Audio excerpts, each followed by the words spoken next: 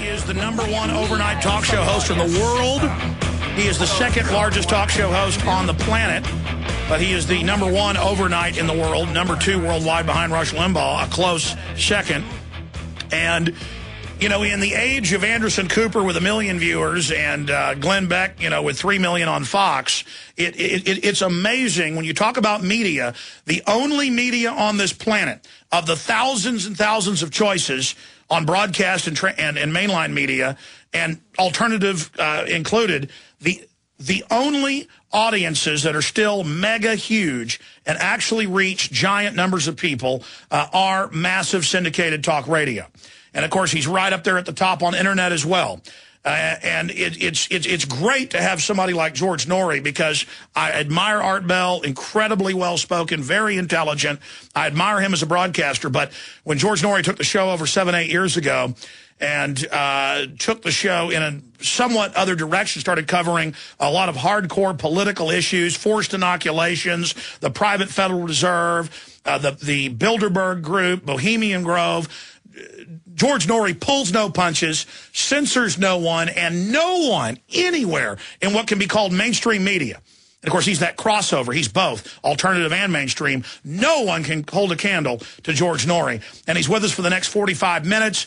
We'll take calls for 15, 20 minutes or so into the next hour. Right now, I've got George all to myself. The website's coasttocoastam.com. That's coasttocoastam.com. Really, probably no stranger to most of you out there, but if you're new listeners out there or haven't given it a listen, it's on 500-plus radio stations across the country. In fact, George, I know the show just keeps growing, even past what Art Bell did. How many stations are you on now, George? As of yesterday, Alex, my affiliates people sent me my monthly report. We are now on 540 stations in North America, which is an all-time high. And as you were saying, we're the second largest affiliated program in the country. Like a horse race, we're coming around the stretch, and I think we're going to be #1. I really do. I can feel it, and I can see it, and that's our goal. So we've got a hard, dedicated staff. And though we're going right after one of our own syndicated folks, I want to beat him. And that's what we're going to do. Hey, well, Rush is all about the free market of ideas. And so, in fact, I've even seen industry publications say that if you continue to grow like this, within 6 months to a year, you may eclipse Rush Limbaugh.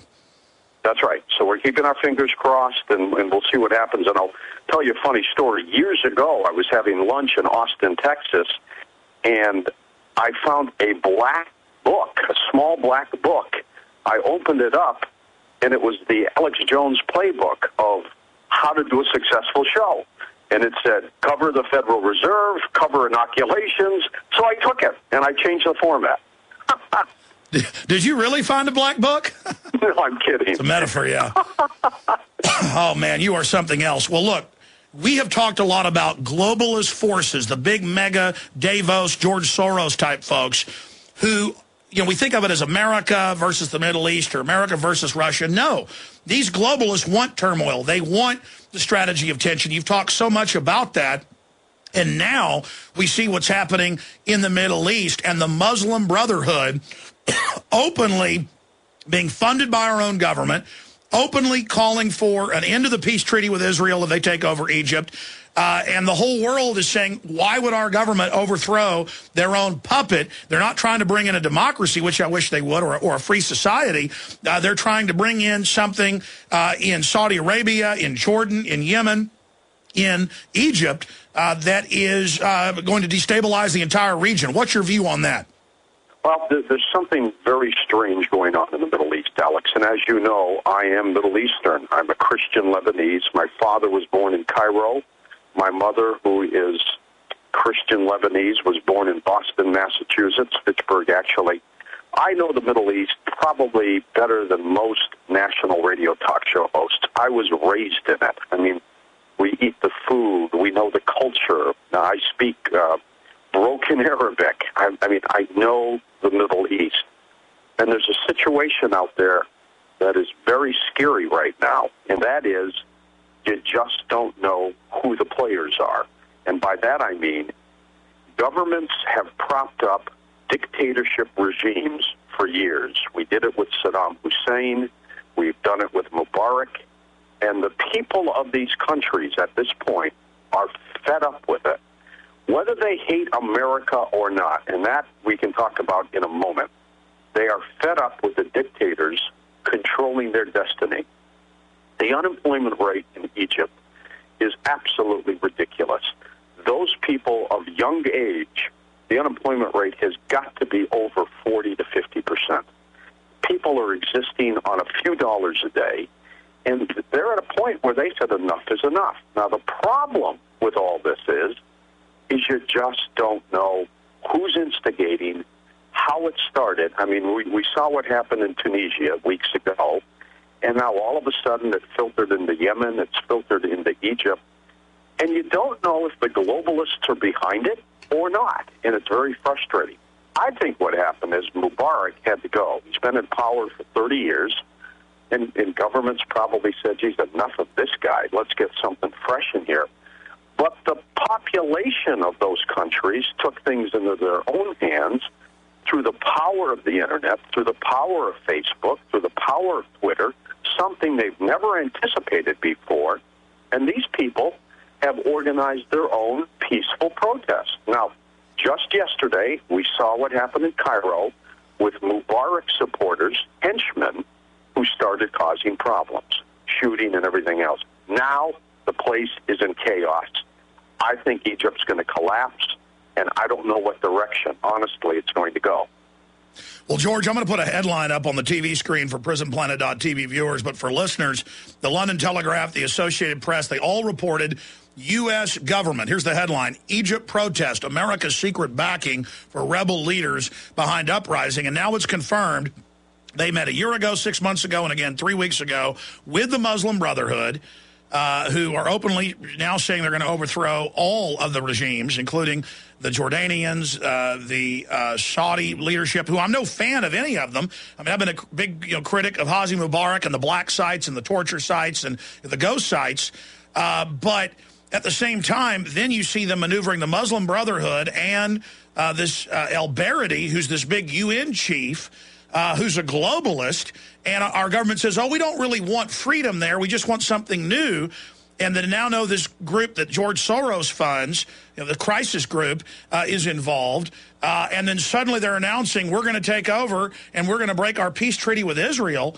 And Israel's freaking out. I mean, that looks like the ordered out of chaos card. Here's a headline today: Muslim Brotherhood wants end to Egypt-Israeli peace deal. I mean, this is some scary stuff, but we know the globalists, again, want to play countries off against each other. Oh, there's no question about it. Look, my father, when I was growing up as a boy in Detroit, Michigan, was a member of an organization called the Mardin Club. Now, Mardin was in Turkey, and we had a lot of relatives who were also born out there. We're not Turkish, but that's where they were. And in Detroit, they had this building. They had a club. It was called the Mardin Club. And I would go with him. I was 8 years old, 9 years old. I would go with him when they would get together on Friday nights or Saturday nights. And this is what they did. They ate Middle Eastern food. They played Middle Eastern music. They played, well, I thought it was dominoes, but it was a different kind of game. And they just had a great time. There was nothing clandestine. They never talked about overthrowing governments. They loved America. They were immigrants who came here legally. Something strange about the Muslim Brotherhood. It was formed in Egypt a long time ago as a peaceful organization to promote Islam. That's what they wanted to do. That's what their intent was. Along the line, some people infiltrated that organization and started spouting the hatred that we see today. British intelligence, that's on record. Well, they want to destabilize.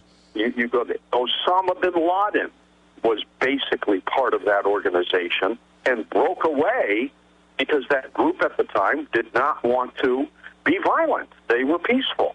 Now, whether it's political or not, during 9/11, they came out and condemned that horrible situation.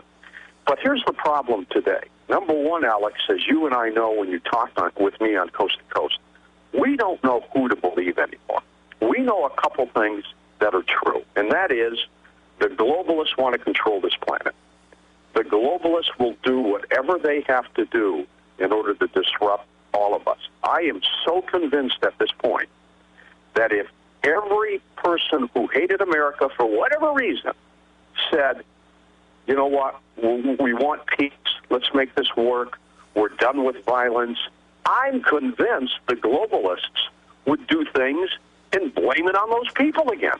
So you don't know who to believe anymore. And I am deathly afraid that this planet is heading toward some kind of massive destruction in terms of political leanings, that there may be nothing we can do except to continue to fight on the air and do what we're doing. I find it amazing that you and I continue to talk without anybody clipping the wires. Well, that was the next issue I was going to raise. I want to get back into geopolitically what's happening with the dollar devaluation, now putting incredible pressure on countries like Egypt, where right at half the population is on $2 a day. The IMF, World Bank pressuring them to cut the food allotment. 43 million Americans now on food stamps. So the big central banks, the globalists, trigger a political atmosphere that they know is going to cause upheaval in the Middle East and North Africa. Then they roll in with the, quote, revolutionaries, knowing that revolution was already coming, so they're going to use it to put in a new system, and then it looks like it's going to be a system that wants to have war with Israel. So it's proof right there that this unseen hand is now coming out in the open. But I want to get more into that with you, George, in a moment. But first, you brought up censorship. We have the FCC announcing that they want to run the internet and control it. We've got all these diversity czars at the FCC saying they want to restrict free speech. We have MSNBC now saying the Tea Party is like the, quote, Muslim Brotherhood and radical and dangerous. That came out last night with Chris Matthews. We have the White House regulations are calling to restrict free speech. We have the internet kill switch being announced, similar to what we just saw in Egypt. We're now really starting to see a move where don't talk about political stuff, or you could cause another Tucson shooting when we know the guy was drugged out of his mind and had nothing to do with politics. We're finally not just seeing an attack on the Second Amendment, we're seeing open trial balloons to go after the First as we go into this global depression. George Noory, what's your view on that? Well, first of all, I can't believe, but I had an email after the Tucson tragedy when I called that shooter on the air a whacked-out lunatic. And the next day, I got an email from a woman who said, how can you do that to him? He's got rights, too. And I went, man, these people just don't understand. They just don't understand. Look, there's something. When I was in school, I was told two things. One is the airwaves belong to the public. The public's interests, convenience, and necessity. They're not owned by me. They're not owned by corporations. The public owns those airwaves. We were under the fairness doctrine when I was in broadcasting in 1971. That's a long time ago. It didn't bother me. I mean, I think broadcasters have a responsibility, Alex, to balance their shows. I think if you or if I say something about someone or someone, we should back it up with facts and also give them the opportunity or someone to explain how they feel. There's nothing wrong with that. But what's happened today is everybody's gone in these different tangents, these different directions, and they forgot about the most important thing that has kept American broadcasting so strong, and that is balance. And we just don't have that anymore. When I started tweaking Coast to Coast 8 years ago, I did it for one main reason. This planet was changing and changing very fast, and it needed voices and it needed truth.